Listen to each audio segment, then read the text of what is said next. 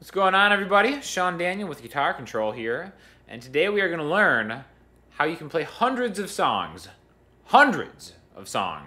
using only 3 very easy chords.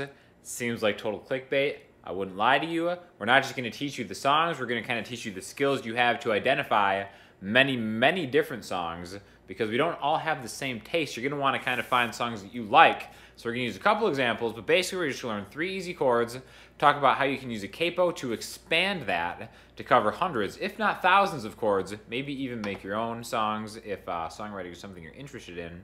So definitely make sure to click the link below, because it's going to have a chord chart with a couple of the different voicings that we're going to use. So let's get right to it. Now, what we're going to learn right away are going to be the G major, the C major, and the D major chords. All right? So these are 3 of the most important chords you could ever possibly learn, and we're going to learn how to play them in 2 different ways. First of all, we'll probably do in what I think most people would agree is a more traditional voicing of G major, C major, and D major. And then we're going to do it in a way that's even a little bit easier if maybe you're just starting out and that's kind of a struggle, or we can kind of root down maybe one finger and kind of make the chords around it, all right? But first of all, we're just going to start with 3 chords, then we're going to talk a little bit about how you can apply this to hundreds, if not thousands, if not millions of songs, all right? G major chord, the people's chord, in the people's key, the key of G, looks like this. You've got your middle finger grabbing that 3rd fret on the low E string, your pointer finger is grabbing the 2nd fret on the A string, and either your ring or your pinky is grabbing the 3rd fret on the high E string, okay? Now, you're also going to want to hit the open D, G, and B string, so it makes sense to kind of get your fingers kind of try to come straight down so you can hear every one of those 6 strings. Now, a good way to test to make sure you're not getting any buzziness is by hitting them 1 string at a time. So make sure you really got that chord solid, and then we're going to work on switching that to a C major chord. All right? So again, the chord charts are going to be available in that description if you really want to kind of follow along and really start working on these chords. All right? So C major chord, we're going to have your ring finger on the 3rd fret of the A string, middle finger on the 2nd fret of the D string, and your pointer finger on the 1st fret of the B string. Now you can play this just by hitting the bottom 5, the highest 5 strings.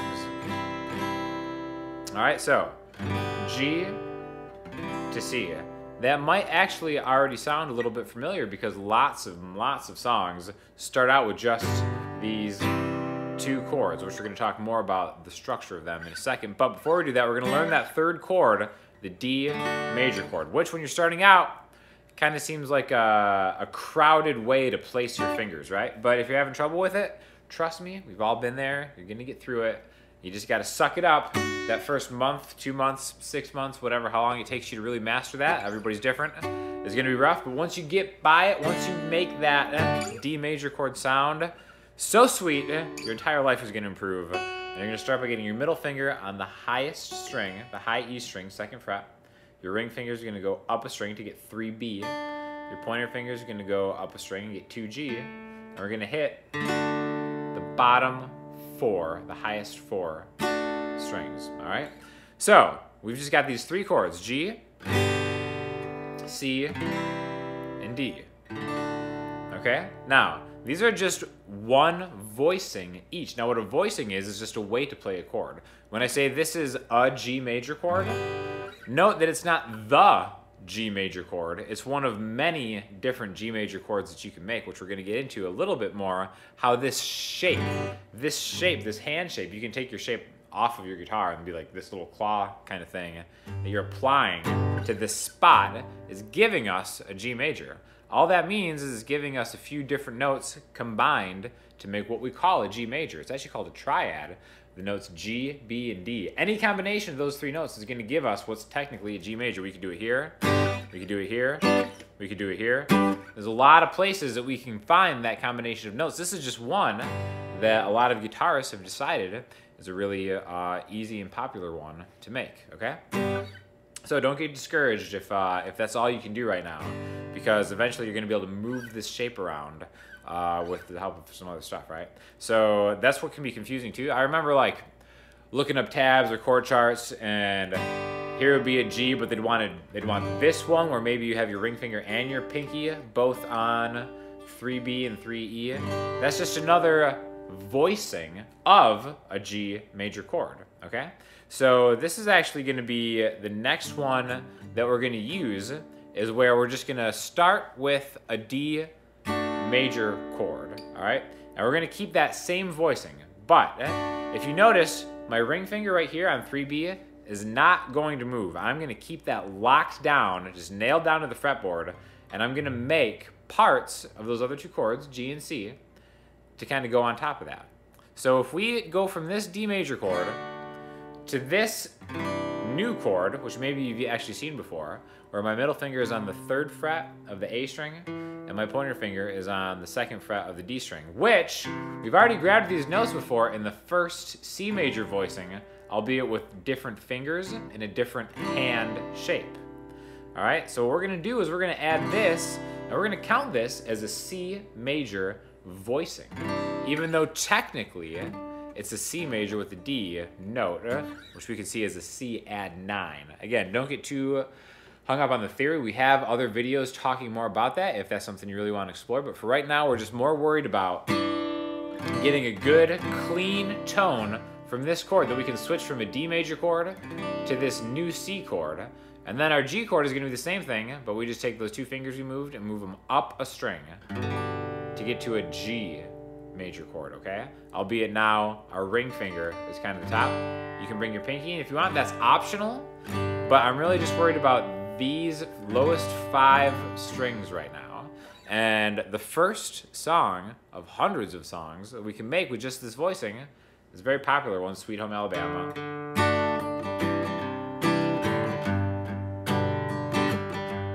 Now, that's a version of it. If you actually listen to the song, it's more like a...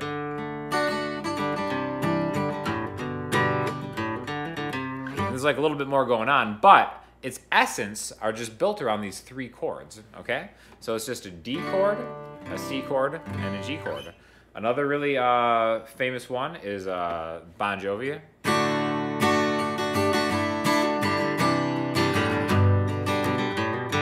Again, I'm just kind of inflecting those same 3 chords.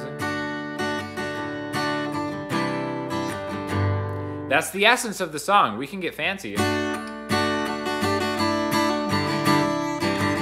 But the essence of that song is built around a D, a C, and a G chord, okay? So, before we get into many of the other hundreds of songs, I want to talk a little bit about those combination of letters which are signifying chords, which come from notes, okay? In music, there are only 12 notes.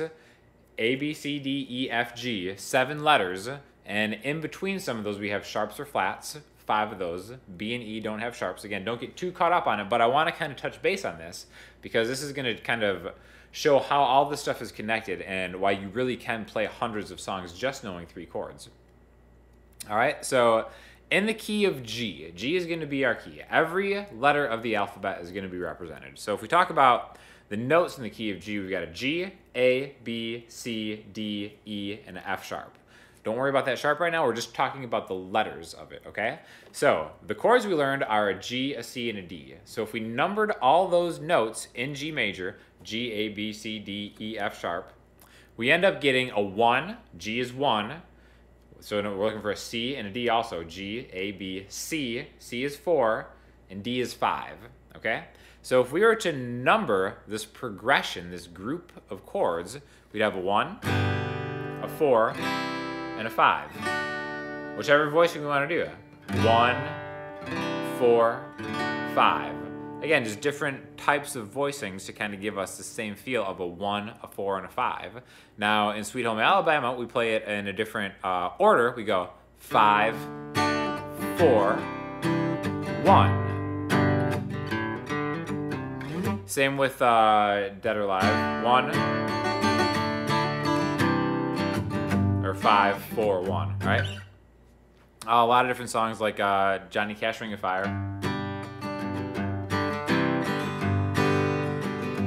That's just a 1 to a 4 to a 1, right? Once we start learning the numbers, you really see how these chords can be applied to anything.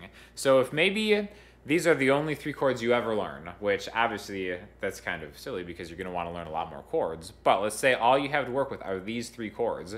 And then instead of a song that uses G, C, and D, you maybe look up on the internet how to play a song, and you see something like a chord that has an A, a D, and an E chord, something like that, right? Well, those are different chords. You go like A, E, D. Well, those are, okay, now I need to learn more chords. One way to combat having to use those is employing the use of what's called a capo, all right? So this is just one version of a capo. All a capo is a little device that you put on your neck that you clamp over a different fret, okay? So now let's say I have something, that same thing. Instead of a song that's in G, C, or D, instead of going G, C, D, it's actually asking me for an A, a D, and an E. So again, you could learn how to do like A, a D, and an E, but what a capo allows you to do is to take those same 3 shapes, the G major shape, the C major shape, and the D major shape, and play them in any key, right? So again, our new song, our new theoretical song, it starts in the key of A. We just have to kind of find out where that is in relation to where a G was. So if we talk about all 12 of those musical notes, we have a G, the next note after a G is a G sharp, and the note after that is an A. That's why it's good to kind of learn the order of all of it, which isn't really hard to do. You can always just look at a sheet until you get it memorized. So we know that A is 2 notes higher than G, all right? So let's say we want to use that G, C, and D chord without having to learn new chords. All we do is we put our capo 2 notes higher than when we usually play it. And now, if we play those same chords, G, C, D, what you're really doing is you're playing what your hand has learned to be the shape of a G, a C, and a D chord. But in reality, the notes that you're playing, the chords that your guitar is playing, like if you were to like just play this to a robot or someone with like really perfect pitch and be like, what chord is this? This isn't a G chord, this is actually an A chord. So this is an A major, this C chord is now a D major, and this D chord is now an E major, because everything we just played has been moved up 2 frets, okay? Now, that's where those numbers 1, 4, 5 become important. How can you diagnose this? Because maybe the chord, the song that you're learning to play isn't as easy as just looking at like an A, a D, and E major. Maybe it's starting first, it's starting in a different order. Maybe it's starting with a D major, then an A, and then an E. Well, how do you know where to put the capo? That's where those numbers become really important, because in any key, the first note, the 4th note, and the 5th note are where the major chords exist. So if you ever see any song that doesn't have any minors or anything like that in it, they're just major chords, like a D, an E, A, something like that. Maybe it's not even that. Maybe it's F sharp and a C sharp, something like that. What that means is those are either the 1, 4, or the 5 chord. And a really easy way to diagnose which that is knowing that 4 and 5 are right next to each other. So when we saw that song, that's an A, a D, and an E, you know the letters D and E are right next to each other? Those have to be the 4 and the 5, meaning A is the 1. So really, once you start thinking of chords and progressions as numbers, it can really help out by using a capo to just move it to the number that you need to go to, the fret you need to go to, how many higher it was than G, C, and D. And then you can always use your G, C, and D chord. So right here with the capo on the 5th fret, now my G chord is actually yielding what would actually be 5 frets higher than where I usually would be, which would now be a C. Okay, so like G, G sharp, A sharp, B, C. As long as you count through the musical alphabet, that'll give you a new chord. So really, we're playing lots of different chords using the same shape. So you can play really any song that uses just these major chords just by learning 3 different chord shapes. Now, that's a great place to start, but you want to add a couple minor chords too. So don't stop here. it's a great place to start because you can really just start to kind of, work on your chops, switching between chords in different ways.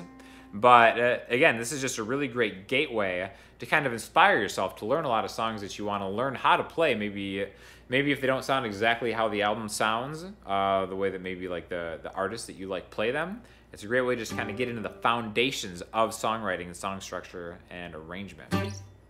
So definitely check out that chord sheet because you're going to want to like learn these chord shapes as soon as possible and then start thinking about maybe like the musical alphabet and kind of trying to tie these in. And then every time you look up a chord sheet on the internet of one of your favorite songs, try to diagnose where those chords exist in relation to each other, and you'll see that almost all of them have like a 1, a 4, and a 5 in them. And then once you can start diagnosing that, you can really quickly just kind of like grab the capo, move it to the fret you need it to, and really just start playing hundreds, if not thousands, of different songs with these 3 really simple chords. So if you've mastered these 3 chords, and you've already learned hundreds of songs and you want to take the next step up, make sure to check out some of these videos right here, and make sure you also subscribe to the Guitar Control channel because every time we post new content that's helpful to you, you'll be notified. So thank you very much for checking it out.